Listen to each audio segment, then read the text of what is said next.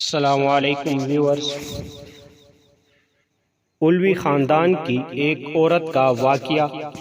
علوی خاندان کا ایک شخص بلخ میں رہتا تھا اور بلخ کی تاریخ بلخ افغانستان کے ایک چھوٹا سا قصبہ ہے جو صوبائی دارالحکومت مزار شریف کے شمال مغرب اور امو دریا سے تقریباً 74 کلومیٹر جنوب میں واقع ہے۔ یہ علوی شخص اس شہر میں رہتا تھا۔ اس کی بیوی اور لڑکیاں تھیں اور اللہ تعالیٰ نے انہیں ہر قسم کی نعمتیں عطا کی تھیں۔ وہ فوت ہو گیا تو اہل و عیال اس کے مرنے کے بعد فقیری اور تنگ دستی نے آ گھیرا۔ چنانچہ وہ بیوہ علویہ عورت اپنی لڑکیوں کو ساتھ لے کر کسی دوسرے شہر چلی گئی تاکہ دشمن کے طعن و تشنیع سے بچے۔ اتفاقاً ان کا نکلنا بھی سخت سردی کے موسم میں ہوا۔ جب شہر میں داخل ہوئیں تو اپنی لڑکیوں کو ایک غیر آباد مسجد میں بٹھایا اور خود ان کے لیے کھانے کا بندوبست کرنے کے لیے چلی گئیں۔ ان کا گزر دو جماعتوں پر ہوا۔ ایک جماعت تو ایک مسلمان کے پاس جمع تھی اور وہ شیخ البلد تھا یعنی میئر، اور دوسری جماعت ایک مجوسی کے پاس جو کہ اس میئر کا نائب تھا۔ پہلے تو گئی مسلمان کے پاس اور اس کو اپنا حال سنایا اور کہا کہ میں ایک علوی شریف خاندان کی عورت ہوں، میرے ساتھ یتیم لڑکیاں ہیں جن کو میں نے ایک غیر آباد مسجد میں بٹھایا ہے اور آپ سے آج کی رات کا کھانا مانگتی ہوں۔ اس نے کہا کوئی گواہ لا میرے پاس کہ واقعی تو علوی خاندان کی عورت ہے۔ اس نے کہا میں ایک اجنبی عورت ہوں، اس شہر میں مجھے کوئی نہیں جانتا۔ چنانچہ اس شیخ البلد نے منہ موڑ لیا۔ وہ عورت شکستہ دل ہو کر چلی گئی۔ پھر وہ اس مجوسی آدمی کے پاس آئی، اپنا حال اس کے سامنے بیان کیا کہ میرے ساتھ لڑکیاں ہیں، میں ایک علوی شریف خاندان کی عورت ہوں، اور شیخ البلد کے پاس جانے کا قصہ بھی سارا بیان کیا۔ وہ مجوسی فوراً اٹھا اور اپنی عورتوں کو بھیجا کہ اس عورت کو ماں اس کی لڑکیوں کے میرے مکان پر لے آؤ۔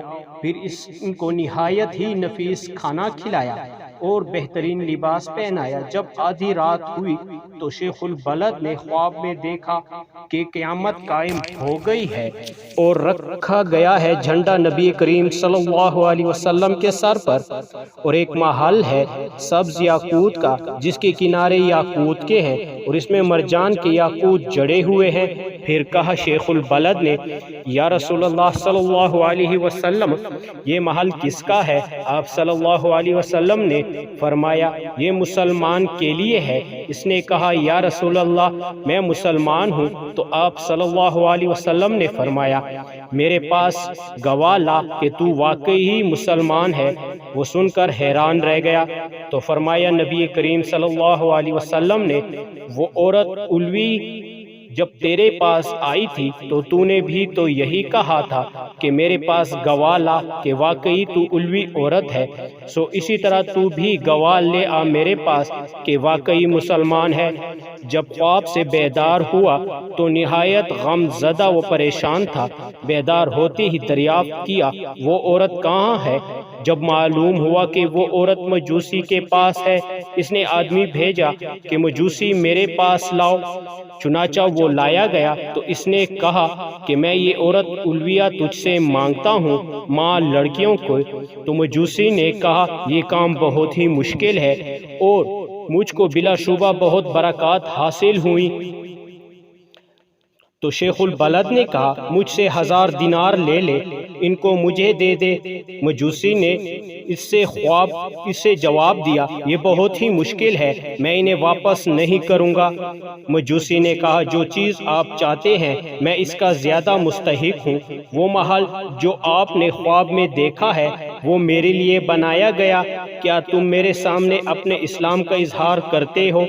اللہ کی قسم جب تک میں اور میرا اہل و عیال تمام کے تمام اس علوی کے ہاتھ پر مسلمان نہیں ہوئے، رات کو سوئے نہیں تھے۔ میں نے خواب میں اسی طرح دیکھا جس طرح تو نے دیکھا ہے۔